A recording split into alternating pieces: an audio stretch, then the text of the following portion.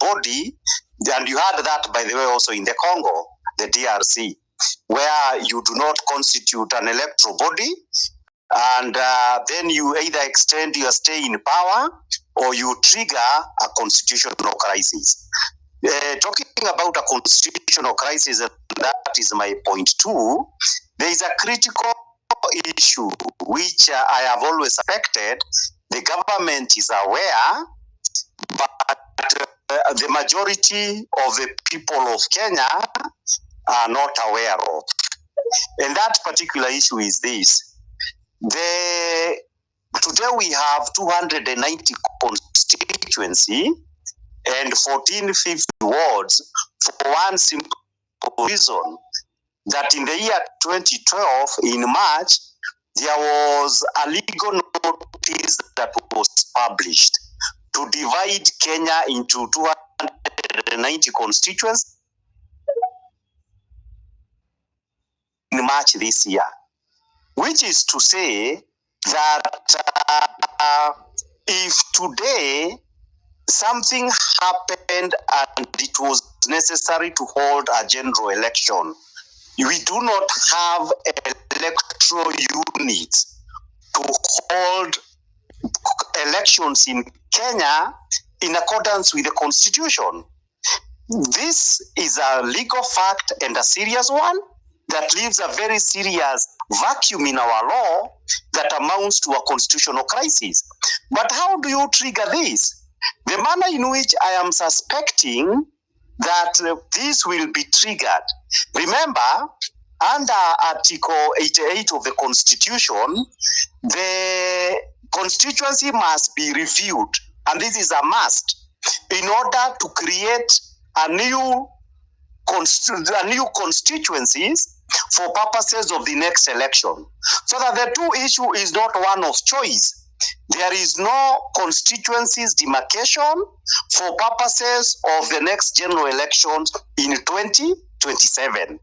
I am sure government is aware of this. Therefore, what this means, the more that you delay the coming into existence of the IEBC, it will mean that they will face you with the issue, and do you know we do not have constituency? If Kenyans come to realize this fact in the year 2025 or 2026, then there is no way that the next general elections is going to be held because of a technical constitutional reason. So that we need to read this and be able, first of all, to explain to the people of Kenya that people are being set up for the extension of the presidential term and of members of parliament. This will be done because you will be given that there is a technical reason. For me, that's the biggest danger. The third point that I needed to point out is that there is no dictator. In the Game of Thrones, like there is an interesting statement that was made. In the Game of Thrones, they say, who is the most powerful? And they said, the most powerful individual or the element or person, it depends on your own perceptions. So Kenyans have a choice to make. If you assume William RUTO is the most powerful factor in the Republic of Kenya, then you will act in a manner where you subdue yourself to William RUTO. But if you choose and say that at the helm of our constitutional order, it is the Constitution that is most powerful, then you are able to require that everybody must submit to the Constitution. But the starting point must be knowledge. And the knowledge is this: in view of what is happening, how is it that somebody will try to cling on to power unlawfully and in order to trigger some confusion that ends up confusing everything in Kenya? Therefore, Kenyans should not think there is an accident here, that the process is just taking. Now we have forgotten about NADCO. After NADCO, and you are having now, people are talking about Gachagua and all this kind of thing, you are going to get something else. So that Kenya are being played on, and you are being pushed into a constitutional crisis. And finally, I make the point that what do you do before 2027? Probably, as of now, political power is tumepotea. Can you hear me? Yes, we can hear you. Okay. The last point I was making very quickly is that when it comes to political power, organizing and more political action is the only route to ensure that nobody gets rooted in anything to do. And for this, one of the good things is that RUTO is going to bankrupt the country. So he could be our best friend for what is going to happen. Everybody is having demonstrations. RUTO can be able to kick out Gachagua, but it is obvious RUTO cannot prevent Kenya from going bankrupt. What are the opportunities that comes with bankruptcy?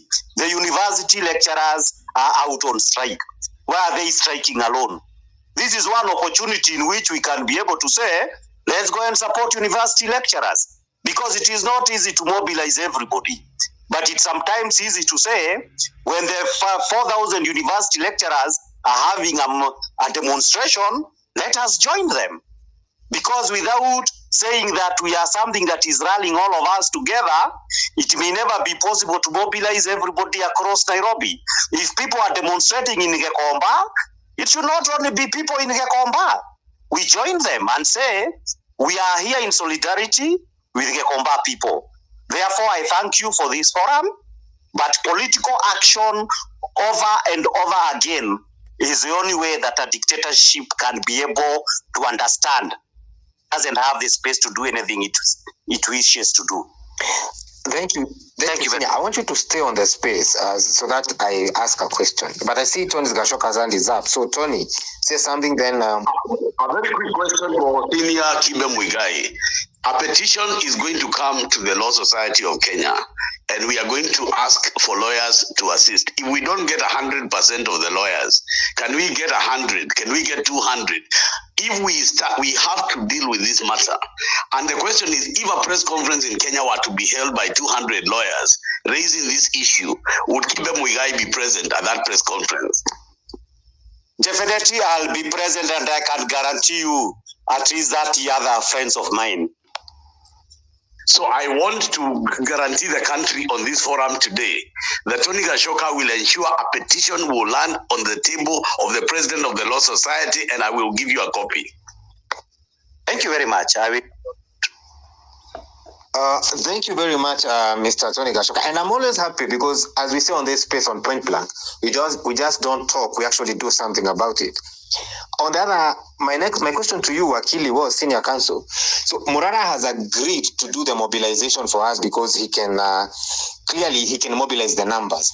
So does this mean we need to do what you've just proposed, that we bring all these people who are striking for one reason or the other, we come together and form and reenact what happened on the 25th? Because it seems that is the only language government understands. Yes, it is the only way, and it doesn't even have to wait for everybody to say you are striking. It is every time there is a strike, we must be able to join in solidarity. Because like now, you take opportunities. Some of these actions, even in Bangladesh, I believe students, even in China, can happen, and then it is joined. Somebody must be at the heart of it, and the rest of us join. So that, because you never expect that grievances are going to be shared across at the same time. But because students, there is the issue of the fees, university lecturers, the CBA, doctors have unresolved issues. But it is every time there is a demo, and the demo of the 2,000, they shouldn't go to the streets alone. We should have a way in which we can all of us be joining hands with our comrades, and to ensure that any opportunity that is there, it becomes a bigger event, and not just for the specifically affected group. If it was the people at the airport, it should not only be the workers at JKIA. It should be as many people as possible. Otherwise, it would only be like everybody is their own silos. We shouldn't be in our own silos. We are all citizens of Kenya, and we are hurting from dictatorship, bad governance, and punitive taxation. But today, Wednesday, it is Group A. Thursday, Group B. Another day, Group C. It will never work to be a big thing, big enough to scare a dictator. That's the point I'm making. Thank you, Senior. Nyati, I see your hand is up. You can say something, then you can circulate the mic. Yes, thank you, Anthony. Just a quick one, Senior Councillor. I appreciate your submission, and I really believe that this should happen. Previously, we've had the trade unions having their own industrial strikes, and then we have obviously the Genz going on, and Morara on the other side, obviously mobilizing forces. So the question for you is, how can we achieve this? Do you think it would take the leaders of these individual groups to sit around a table and obviously formulate a plan? Or does it mean that the elements, i.e. their followers and such? I believe the latter would be difficult. So how would you appeal for the former, or otherwise any other means you might think, please? I think many times before, like in the university, if there is going to be a demonstration to rally for whatever that they are doing, the first obvious group should be university students. The second group would be, since the Genz for a while, the government through abduction and extrajudicial killings has been trying to disperse them. Then, in the midst of all that is happening, we come and go and give solidarity.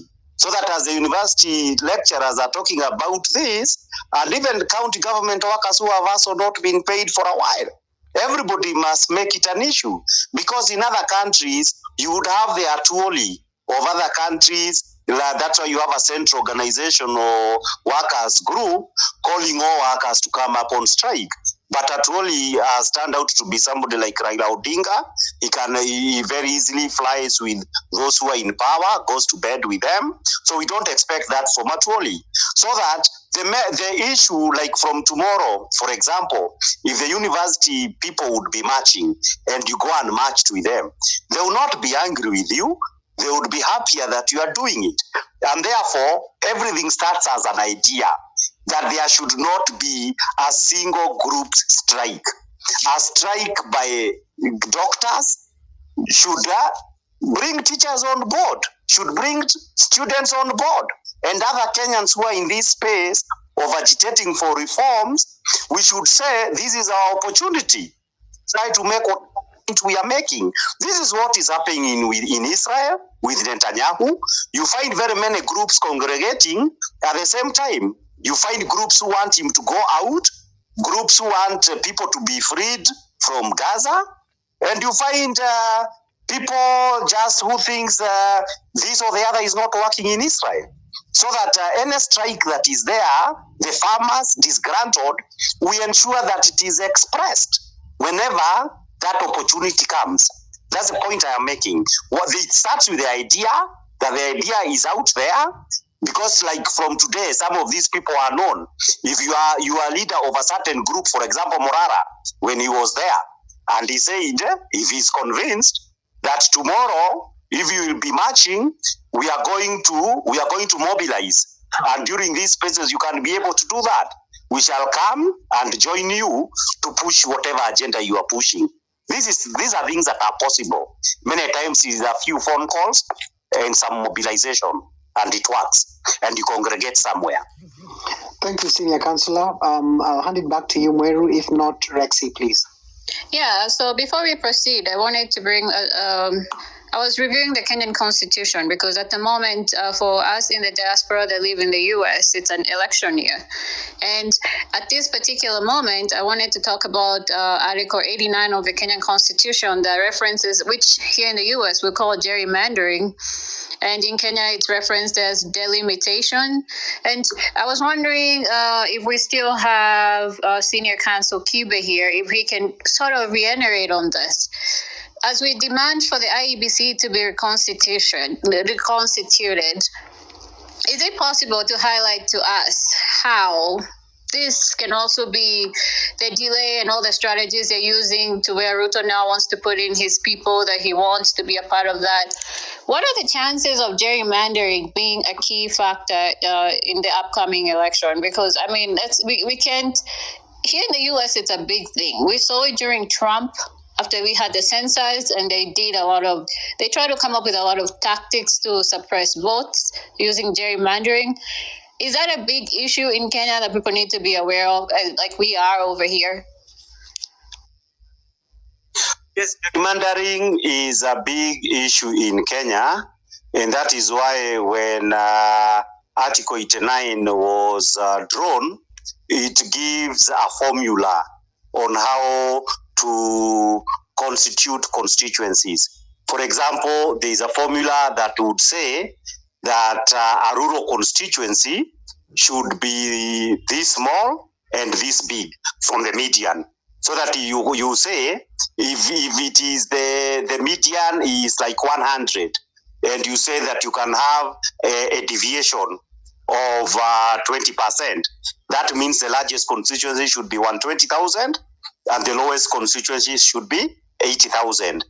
Now, to arrive at the median, you need, first of all, to get the entire national population. Then you divide it by the number of constituency that you want in the country. So that the constitutional ideal is that as much as possible, the constituencies should be by and large of the same size. Now, having said that the Constitution of Kenya recognizes that what amount of deviation from the average constituency is permitted, the issue still remains that it is still for the politicians and now the IEBC, and hoping we have credible people who would be able still to decide how much variation is going to be permitted, and to address also the bigger questions. Are you going to have additional constituencies or not? If you say we are going to have the 290 constituency, it might mean that the permitted variation would be insignificant, and that sometimes can lead to results in terms of the actual demarcation of constituency that is unacceptable to certain political groups. Because remember, many counties in Kenya, some that are very popular and some that have got low population, it is also reflected in terms of ethnicity. So that when you talk about all the constituencies of Northeastern, you are basically talking about Somali constituency. The same thing would appear to what used to be Central Province. You will be talking about Kikuyus. So because of that, the issue of gerrymandering is still a big topic. We expect it to be a bigger topic during the next demarcation of constituency, which under the law, as I had explained, must take place. It is not something you have a choice, because as a fact, you do not have electoral units in Kenya because they expired in March this year. But Kenyans are not being told. So that even apart from the fear of gerrymandering, is a fear of a major constitutional crisis that could easily result in the extension of a term of office of William RUTO. That's a bigger danger to me. But the gerrymandering, I agree with you, is a big issue, but the Constitution expects that some formula would be applied to limit it. It may not be possible to remove it completely, but the Constitution expects that a formula that limits the effect of gerrymandering would be put into place. Thank you. So the next speaker we have is King Josh, followed by Juza, then Maravo, and then Truth, then Vex. So let's try to keep it at 3 minutes if possible.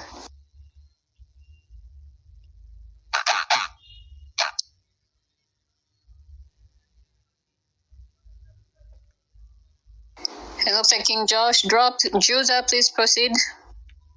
Hello, I hope everyone can hear me well. Yes, we can. Oh, thank you very much. Mine is a very simple comment. I've had comments earlier on in this space about finding people of integrity moving forward, to address the leadership issue. And I think the best systems in the world try to avoid that because, of course, we know from history that power corrupts and corrupts absolutely. And I think the best systems try to decentralize power completely so that you never have to deal with that issue.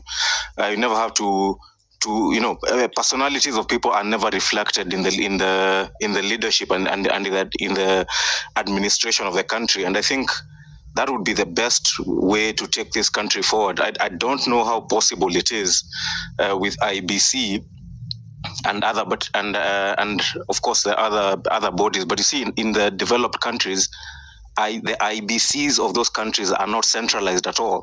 They're either state-based, county-based, or constituency-based, depending on the country we're talking about.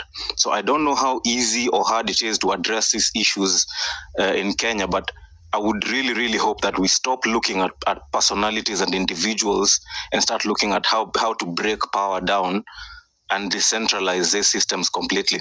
Thank you.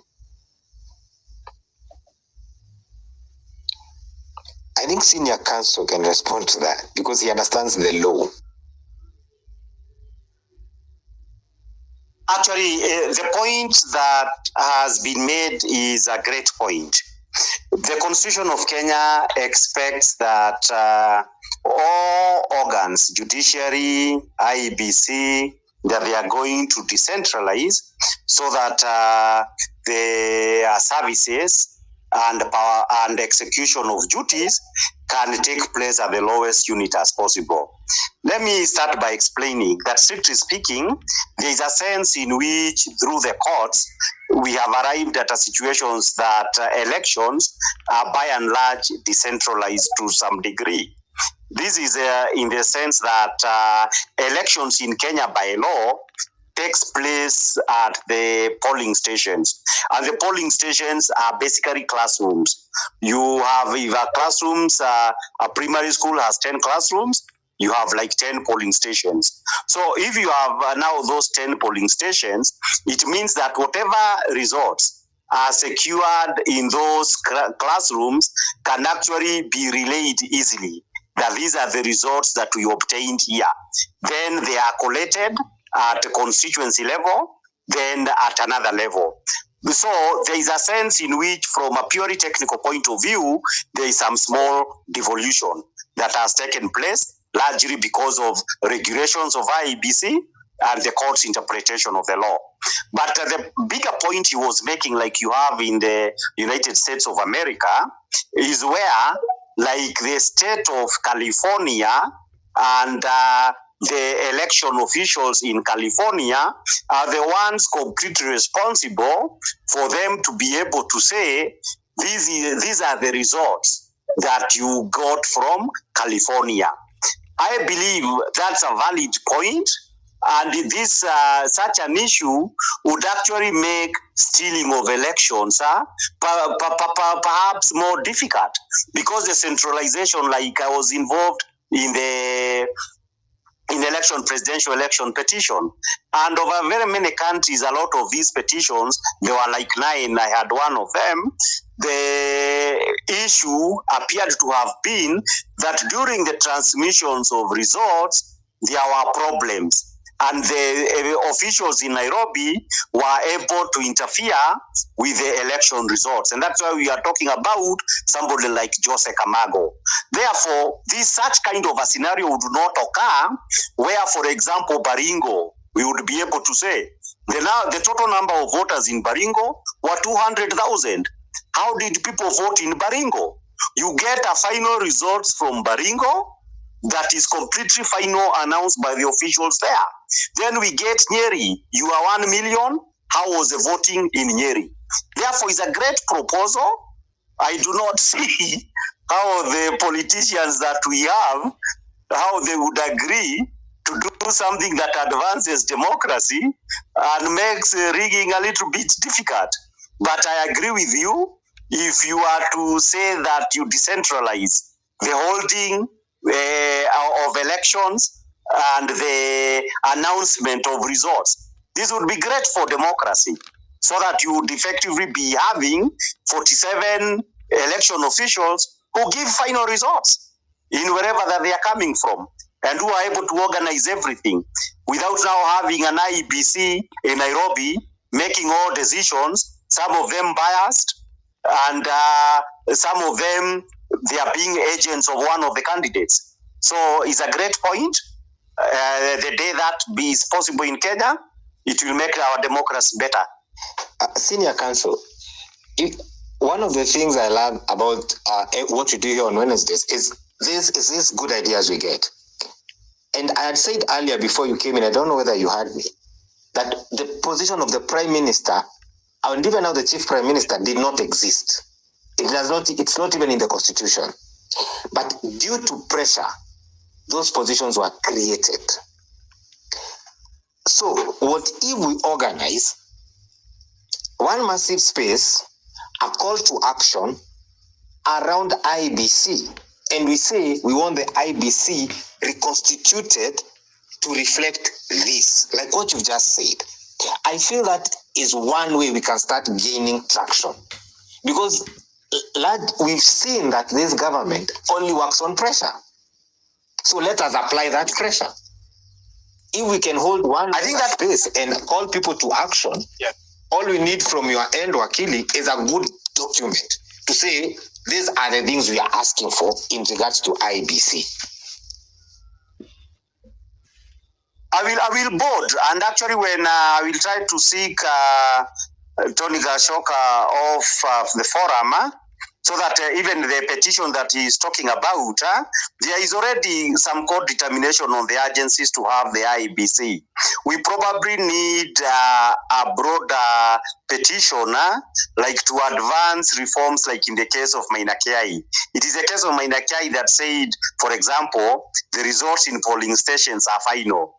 We can also try to say, to have a petitions that would require IEBC. I believe this is in compliance with Article 5 and 6 of the Constitution, where it can actually be compelled to ensure that the actual holding of elections is actually decentralized to the counties themselves, so that the IEBC has a sense in which Nairobi and the so-called transmission is not where everything is lost in the middle. And that would be a great thing, because it is much more difficult to say that you have organized theft in every 47 counties, but it is far much easier when you are told that, these things are going to congregate at Bomas or elsewhere for final results to be announced by the Kivuitu who is there, or this Chebukati,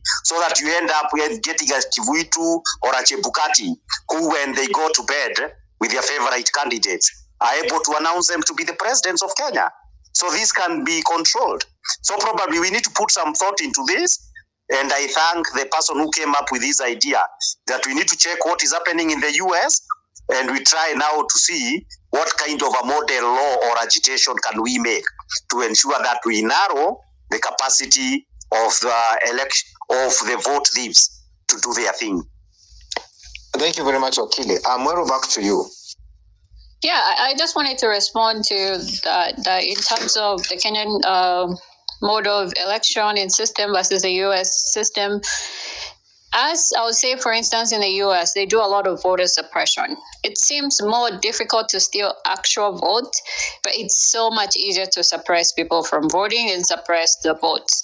I mean, I would say, for instance, now you have some states that everybody is required to give an ID.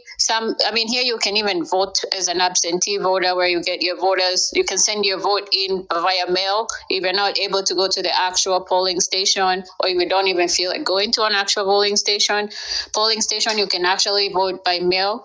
But on the other hand, we also have our issues. Like gerrymandering is one big one. They have issues where you have states, I would say specifically a state like Georgia, where they try to suppress the vote by limiting the number of polling stations, making sure the lines are so long, and then they ban people from even supplying food or drinks to people. So if you're a senior, you really do not want to go. There's also so many issues. But I think the one key issue that surprises me about the Kenyan election system is the fact, like, for instance, the IEBC is supposed to be registering voters continuously. I do not understand how they're not registering voters. I mean, if you're in the diaspora and you've been able to register for voting now, please let us know, because I've personally looked into it and there's no way for me to actually register as a voter. And I looked at the Constitution. That is supposed to be one of their responsibilities. So as we have this conversation, let's realize the key issue here is the fact that they're doing anything they can in their power to suppress your vote. This is, to me, in my opinion, the first time they feel extremely threatened, because the population is almost 40 million. So they're going to try any ways and any means and any mechanisms in the next 1,053 days leading up to the election to make sure that they suppress your vote. So let's just be keen. And I see Nyati's hand is up. But after Nyati is done speaking, I have Marabou, then Truth, then Vex. Thanks, Mweru. Thanks, Anthony. I just wanted to ask a different question, if you will allow me. Senior Counsellor, if you're still here and if you can hear me, or any other lawyer, I'm just conscious about the campaign financing article 88.4 section I, and I know that because I'm reading it, which assigns the Independent Electoral and Boundaries Commission, IEBC, the responsibility of regulating the amount of money that can be spent in an election. So with the view of this fact, my question is, how much? Is there a limit? Is there an actual statutory limit that we can look at? Is that just a vague statement? And if there is a limit, therefore, how can we enforce this to prevent the way we conduct our elections? Because I believe money is a big factor as to why we always elect unscrupulous candidates. Please.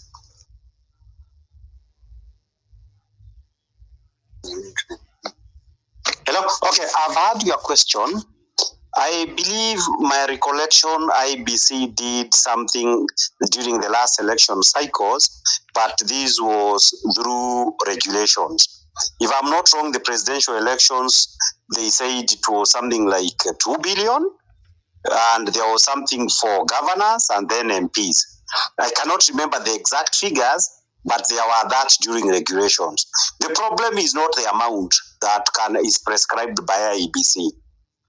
The real problem is that the people who wants to steal elections, for example, there is a permanent campaign that is already starting.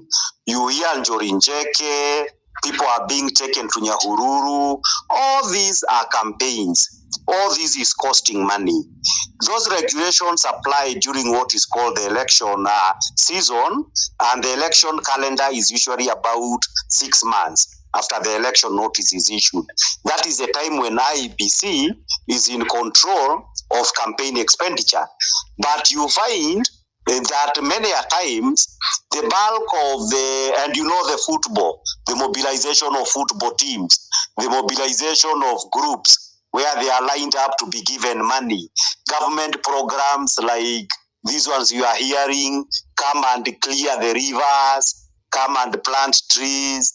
All these are campaigns by the incumbents, by those people who are in power, because they are never honest. You go to those campaigns, that is why they are not left to the chiefs. You get political actors, the presidents being as the lead of them and saying, Vijana, ninawachunga maneno yenyu, I'm going to give you this, I'm going to do that. There's a quid pro quid that at the end of the day, if I took care of you using government money to give you something, the borders and everybody else, it is in return to something. This may not be done during the time when IEBC is supposed to be policing the political system. A lot of this is being done long before the election.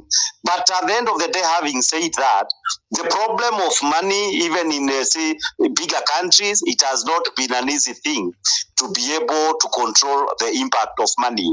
Probably the bigger issue would have to be the people themselves. The people themselves would need to decide whether taking some small favors during the campaign time is worth the kind of problems we are seeing in Kenya. People are promised heaven and earth by Kenya Kwanza. But now when you go like places like Central Kenya and you ask them, why are you crying?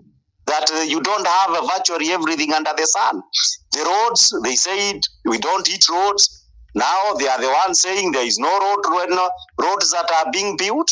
So the people themselves are contradictory, because you can actually be able to decide.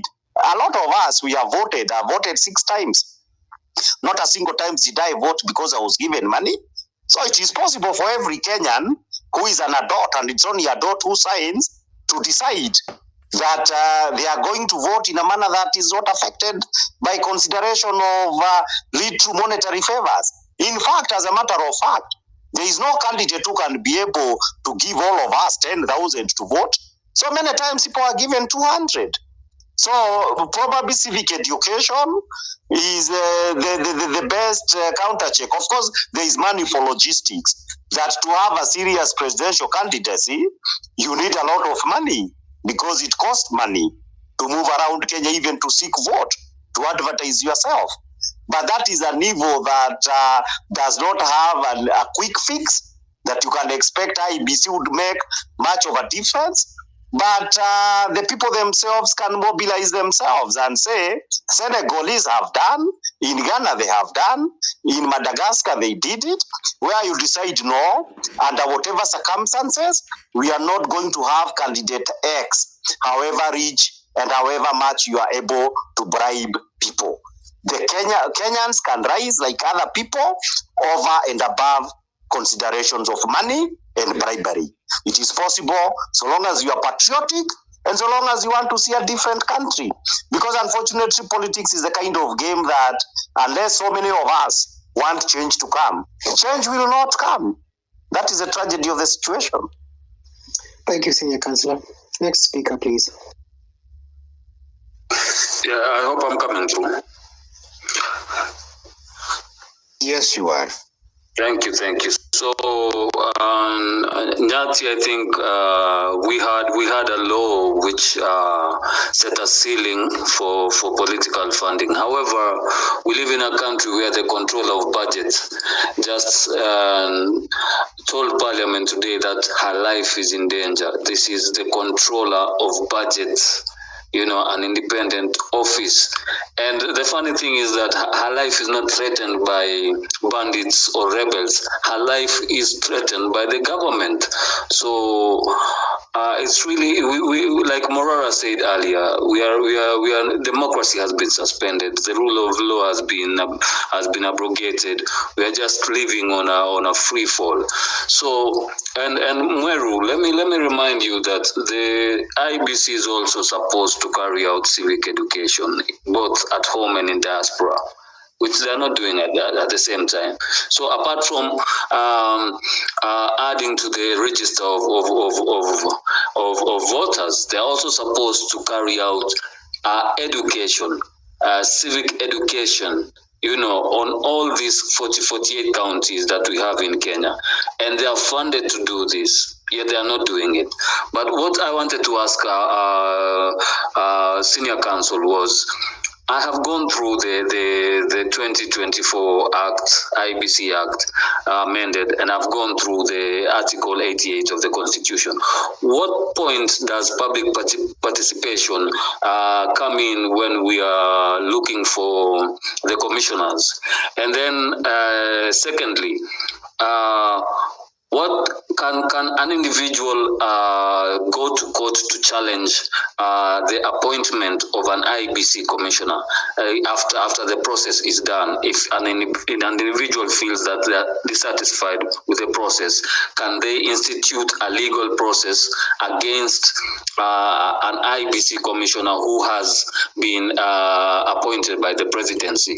Lastly, let me thank Tony Gashoka, Anthony, Mweru, and all of you guys, because today, for the first time in a space, I've felt that we are ready to make an impact. With the Law Society of Kenya and the lawyers saying that they can down their tools, so that they can restore the rule of order and justice in our country.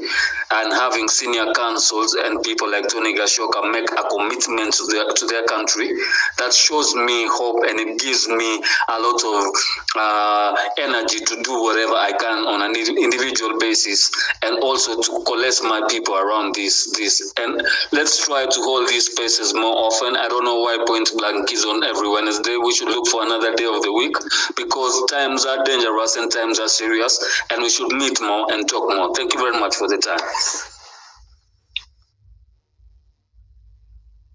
The senior counsel, Marabustok, thank you for your wonderful compliments. Marabustok asked a question. If we are not satisfied with the commissioners, is it possible for us to go to court? But then again, I ask myself, if we go to court, aren't we delaying the formation of the IEBC, which in turn works against us? Actually, what happens is this, there is an elaborate process for the appointment of IEBC commissioners. And there is also a process for removal. Ordinarily, the check before the appointment process, unfortunately, is that if it follows a procedure prescribed by the Constitution, then you must wait for them to do actual sin that can be the basis for removal. So it's not something like they get appointment in October, then you apply for their removal, because the process of removal presupposes that he has done something wrong. So for the time being, our only issue is to ensure that the appointment process gives us people whom we can say are credible enough for purposes of giving them the benefit of doubt to do their job. Because a Kenyan man or woman would have to occupy those positions. Let us hope that the best in terms of integrity, in terms of capacity, actually get the job.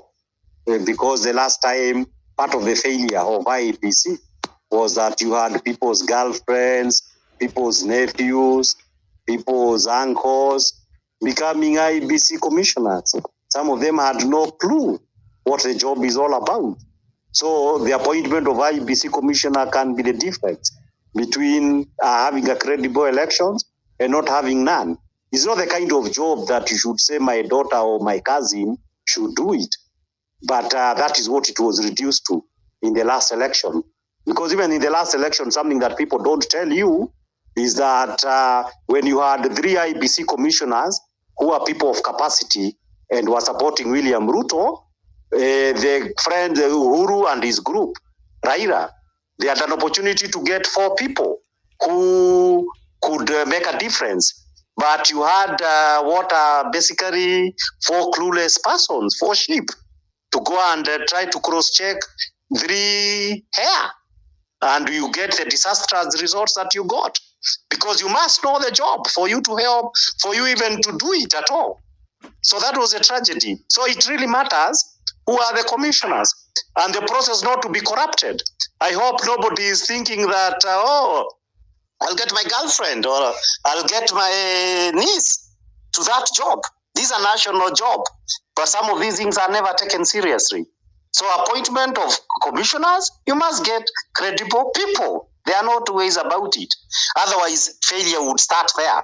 Because even integrity, if you are a clueless person, chances are that you will take your confusions to IEBC and the country will be the loser. So I agree with everybody saying that you must fix this thing from the appointment level. Thank you very much. While we proceed, may I say something? I kind of wanted to piggyback on the reference about campaign funding and integrity. I'll give an instance when it comes to the U.S. where we have all these gun issues, but gun control can be resolved pretty easily. But just the fact that the KRA funds most of the Republican people and their campaign, they're limited on the kind of rulings they can make. And as a result of this lack of integrity, you see a lot of things happen where you have mass shootings at schools. Why? It's not that we can all come up with regulations to stop this. It's just because they're funded by KRA. So Yeah, so as we proceed, the idea of integrity is very key, because as we fight for the IEBC to get to work so we can register people to vote and people can get their IDs and be empowered, they need to understand that you need to vote for the right leaders. It stipulates in the Constitution, if you have any criminal issues going on, you should not even qualify as a candidate. Right now, as we're speaking, RUTO does not qualify as a candidate to be on the ballot. He has no integrity. Ethically, he does not qualify. So he should not even be a candidate to begin with. So as we proceed with this conversation, I am so happy to see initiatives that young people are taking up to file petitions to get this ball rolling. But as the ball starts rolling and we start registering new voters, let's remind people integrity is key. We need to look at people's characters and actions. We can't vote for criminals and expect different results. Otherwise, we're going to keep repeating this cycle of being in spaces and complaining. But I'm glad we're having initiatives are coming up with solutions. But the next speaker is supposed to be Truth. Please proceed, and then after that we'll have Vex. Okay. Good afternoon. Good evening, everyone. Am I audible? Yes, you are. Okay. Thank you for this opportunity. For me, I'll try to be very brief and direct to the point.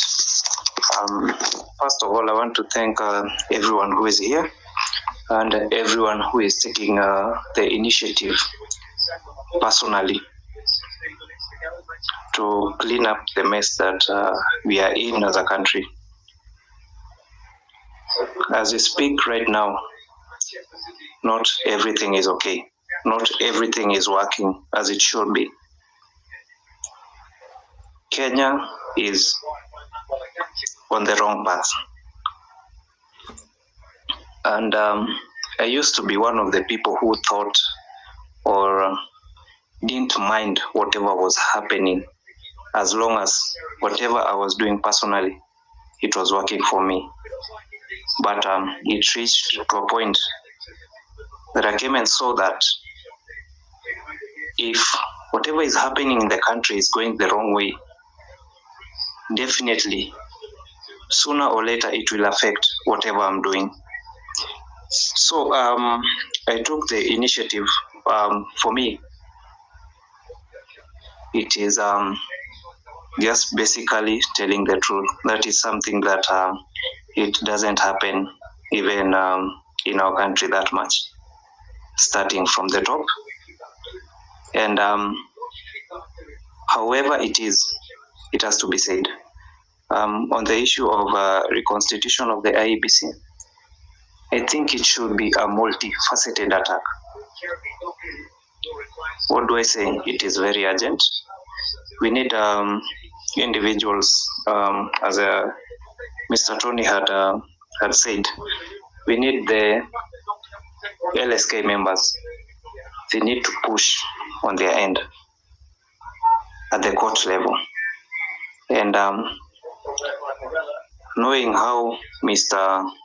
Must Go is, if you are to counter or have anything productive against him and the system, you have to think as they do. Sorry to say, you have to be smart. And being smart, it doesn't necessitate that maybe you are part of them, no. Because if we look clearly, we need a strategy. And if the strategy is maybe one item that maybe will get those people in power to listen, then we need to put all our energies there. We need to be together, because tuko pabaya on a serious level. Tuko pabaya. If we need to go to the courts and others like us, we do the civic education. If it's going to the streets so that they listen to us, and do whatever is needed, I can say, so let it be. For me, even as we're pushing this agenda of reconstitution of the IEBC, we also have to look at the ground. The masses need to be educated. They really need to be educated. And whatever is happening, we need them to know. Pale, people at the grassroots. Because I had one friend of mine. He was very candid with me. We are friends, but maybe politically and ideologically, we are not the same, but there is a point he raised. The problem that we have, we brought it upon ourselves from 2012, 2013. Whatever decision that we made, it is affecting us right away. And the only way we can try and correct that is through the ballot. From election of our MPs, MCAs, governors, even to our president, it is upon us. So, if we elect someone of questionable integrity or character, don't expect roses from that. And that's the truth. Now it is upon us to decide what kind of a country do we want? What kind of a future do we want to live for our kids and grandchildren? And that's why I've taken upon myself, wherever space I am, try and make a difference. Okay, from the individuals who have been tasked for the suggestions that have been brought forward, let's work on them and even see how we can have another space, come and look at our progress, re-evaluate what we need to be doing, what have we done, the progress that it has taken us.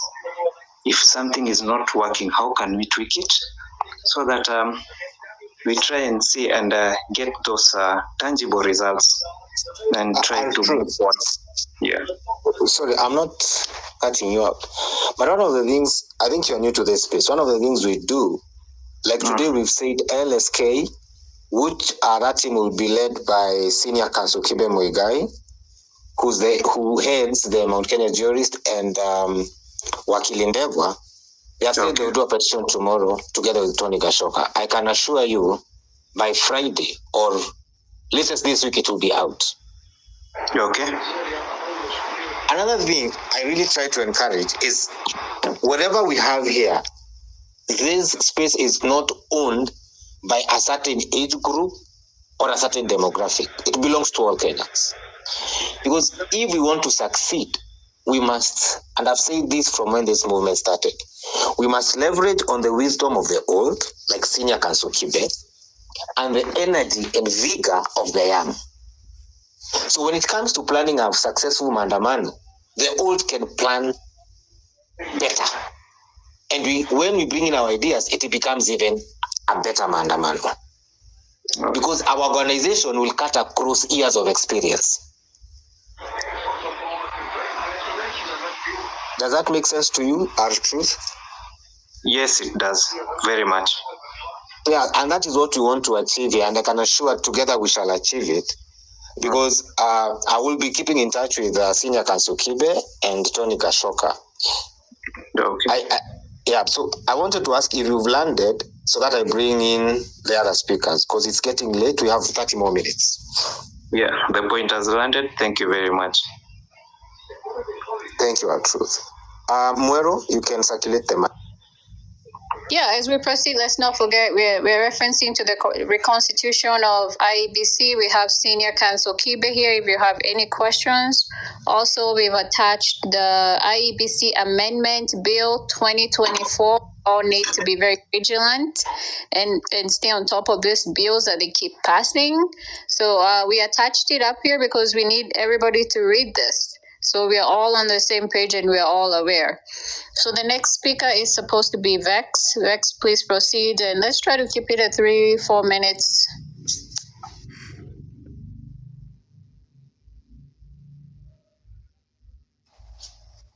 Vex, are you still there?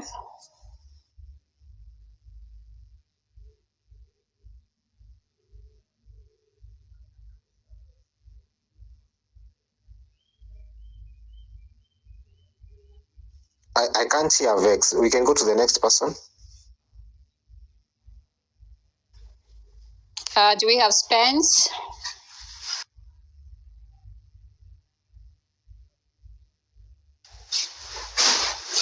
All right, we'll have Mr. Kilimanjaro. Thank you so much, Meru. Thank you so much, Tony. The two major key issues that I've picked up in the conversation are number one is on the issue of constitution of the panel, which is very key and critical. I remember there was a discussion some time back on, and I think Wakili has put it very clearly that if a bad committee is put forward, then definitely the results will be definitely bad. So that is a key area that I think people need to be vigilant about. And it is good that the petition being put forward by Tony, Wakili Ndegwa, Wakili Kibe has to more or less look into that. The other component that Wakili also brought forward was the issue of the expiry of the constituencies. That is something that we have to pick up very, very fast, because I think that is something that more or less the executive understands, and it is something that actually that has not managed to, make its way into the limelight. So it is something that more or less it is a card for them.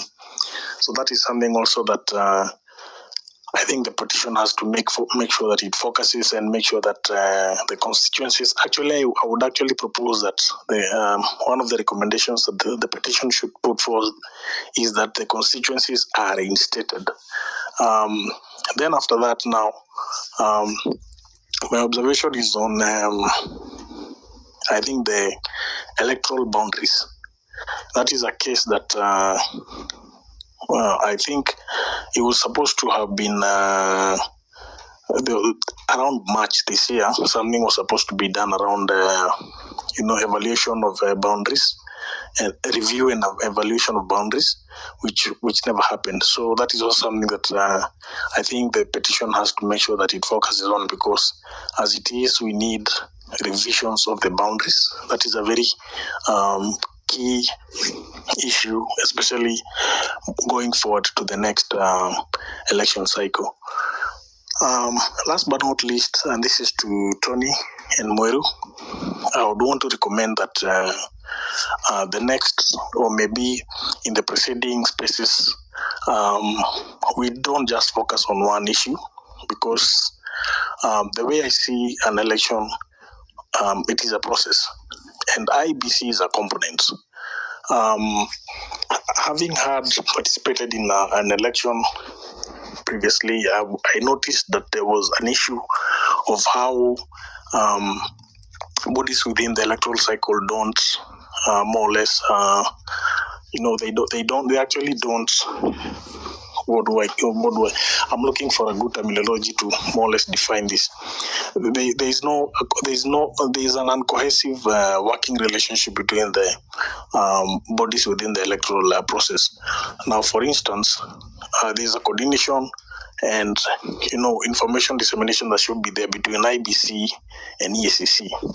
When, like Moira was talking about the integrity issues, so EACC is mandated to look into integrity issues, and it is supposed to hand over that report to IBC in time before IBC gazettes a candidate. But that doesn't happen.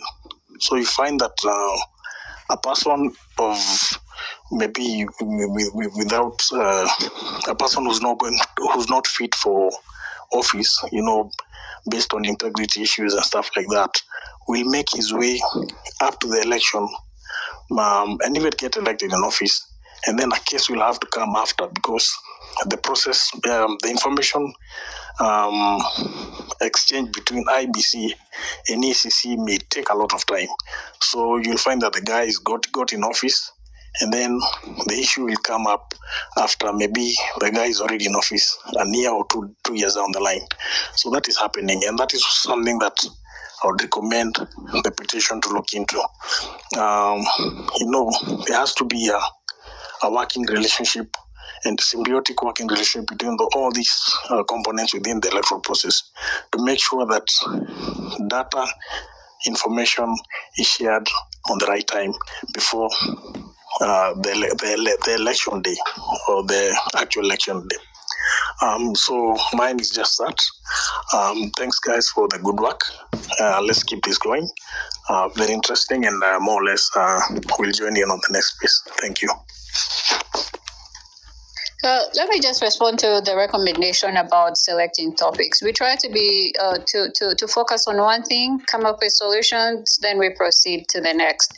When it comes to the election, correct me if I'm wrong, the priority right now is to get the IEBC back up and running, because people cannot register to vote, and then we need to pay keen attention on how they reconstitute it.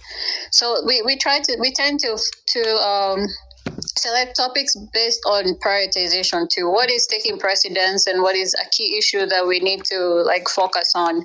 So that is one of the explanation. But as we proceed, I have a quick question for Senior Counsel Quebec. According to the Constitution, the election is supposed to be held the second Tuesday of August. So in essence, the next one is supposed to be 8/8/27. I counted the days yesterday. We have 1,053 days remaining. What are the odds that the RUTO will come up with some way of delaying the election? Is it possible that he might even have the capacity to do that? And then after that, when you respond to Fulani, we'll be talking next. I think the issue is this. Sometimes there are people who are hungry for power, and people who are hungry for power, they usually behave like ticks. Is that whether or not your candidature is viable for the country, or you are still in a position to govern the country well, it is still possible you would want to hang on to power for your own reasons. And this is why the incentive to steal an election is great. As of now, as we speak, there was somewhere where he was yesterday or today, where he's asking people to vote for him in 2027. All these things that are happening in Nyahururu, in Meru politics, Kuyu Meru politics, Embu, they all have everything to do with 2027. You cannot imagine this is a country where his government cannot be able to give money to counties. University lecturers are on strike. Linda Mama is over. Everything is collapsing. The treasury is actually going broke. It is the truth of the matter. And therefore, there is no doubt that when it comes to motivation, he does not see how he can be a one-term president, even on the basis that you have failed the country.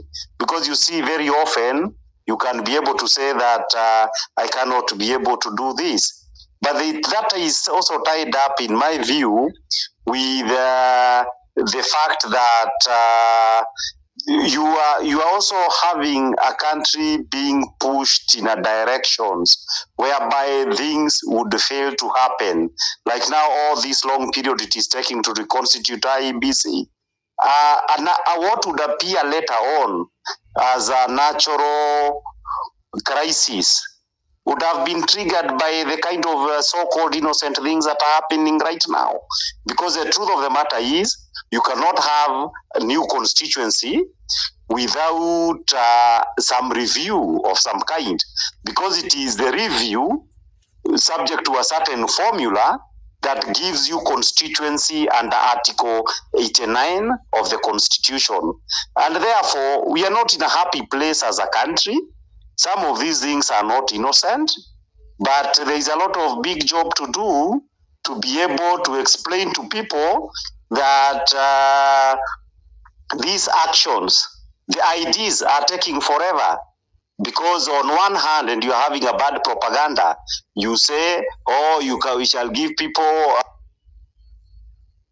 a week, 2 weeks, but the reality on the ground, I had somebody earlier on when I was struggling to be a speaker, people saying, you apply last year for an ID, you're not getting IDs. There is voter suppression. So the truth of the matter is the incentive to steal election, there is incentive to trigger a crisis, and the end effect of all this is to justify why you should be in power, even outside the constitution. So there is a lot of work to be done. You cannot solve any problem that you have not defined it properly. With IEBC, I still feel that defining the problem properly and everybody else understanding the nature of it is the first thing that must be done for us to know what is it that we should do as a country so that we do not fall into a trap. But traps are being made for us. The correct interpretation of the law is this. We were not supposed to have new constituencies by March this year. What was happening is this, that in March this year, we reached the maximum period for the validity of the existing constitution, which means that in the next elections, we have a window of opportunity between March and something like August 2026 to be able to come up with new constituencies.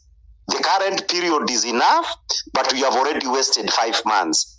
So that even the correct interpretation of the law would be important so that we are able to understand there is a job that must be carried out by August of 2026, because the Constitution says electoral units must be in existence 1 year prior to a general election. That means August 2026. So I thank the forum for the fact that we can educate each other, we can point out at the dangers, how to improve the electoral system, and to mobilize each other as to the dangers of the crisis and the ambitions of power that exist in Kenya, so that we can be able to see whether it's possible to make a difference for our country. Thank you very much. I hope I've answered your question. Council, I love what you said, that we should be able to define the problem. So I wanted to request you, as you make your petition with Tony Gashoka, I would love for you to define it for us, the way you've done it right here. That's my number one proposal. Number two is, in this definition, I would love for us, as we post it online, is there a way we can talk to a larger audience? And here I'll actually suggest that we involve the media, the major media houses, so that now we have almost like, what is it called? A press briefing where we say, this is the petition we have, and we let Kenyans now know what this petition is about. I feel that would be a more effective approach. Council.